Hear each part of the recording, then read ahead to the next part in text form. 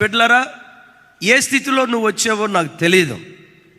నువ్వు కోరుకున్నవన్నీ దేవుడు నీకు ఇచ్చి, నువ్వు చేసిన ప్రార్థనకు దేవుడు జవాబిచ్చి, మంచి స్థితిలో దేవుడు ఒకవేళ నిన్ను ఉంచితే మంచిది. ఆ స్థితిని బట్టి ప్రభుని స్తుతించు. ఒకవేళ నువ్వు అడిగింది ఒకటి, నీ జీవితంలో జరిగేది ఒకటి. నువ్వు ప్రార్థించింది ఒకటి, నీకు వచ్చిన ప్రతిఫలం మరొకటి. దేవుని సన్నిధిలో నువ్వు ఏడ్చిన ఏడ్పు ఒకటి, కన్నీళ్లు కార్చింది ఒక అంశం కోసం అయితే, నీ జీవితంలో జరిగినవి కొన్ని దారుణమైన సంగతులు ఒకవేళ జరిగాయేమో.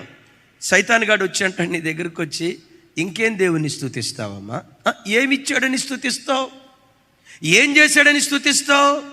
స్తుతించడానికి ఏదో ఒకటి అంశం ఉండాలి కదా. ఇల్లు ఇచ్చి ఉండాలి, ఉన్న ఇల్లు అమ్మేస్తే ఇంకేం స్తుతిస్తావు? ఉద్యోగం ఇచ్చి ఉండాలి, ఉన్న ఉద్యోగం పోతే ఇంకేం స్తుతిస్తావు?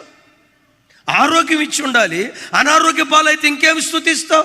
ఏం చేశాడని దేవుని నువ్వు స్తుతిస్తావు అని సాతాను నిన్ను కృంగదీస్తూ ఉంటాడు. నీవేం చేయాలో తెలుసా?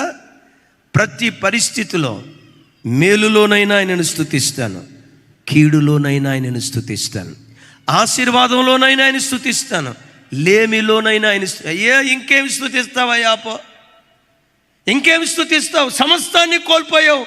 యోబుతో మాట్లాడితే బైబిల్లో రాయబడిన మాట, యోబు లేచి బూడిదలో పరుండి బట్టలు చింపుకొని, యెహోవా ఇచ్చెను, యెహోవా తీసుకొని పోయెను, ఆయన నామమునకు స్తుతి కలుగునుగాక. స్తుతి స్తుతి స్తుతి. కడుపు నిండా భోజనం పెట్టిన స్తుతి, కారపు మెతుకులకు కూడా గతి లేనప్పుడు కూడా స్తుతి, ప్రమోషన్ వచ్చినప్పుడు స్తుతి, డిమోషన్ వచ్చినప్పుడు స్తుతి, ఇంక్రిమెంట్ వచ్చినప్పుడు స్థుతి, డిక్రిమెంట్ వచ్చినప్పుడు స్థుతి. అప్పుడు కూడా నువ్వు స్తుతిస్తే ఆ స్థుతులు దేవునికి సింహాసనాలుగా మారతాయి. స్థుతుల సింహాసనం మీద దేవుడు వాసునుడై సజీవులున్న భూమి మీద మహా ఘనకార్యాలు చేయటం దేవుడు ప్రారంభిస్తాడు.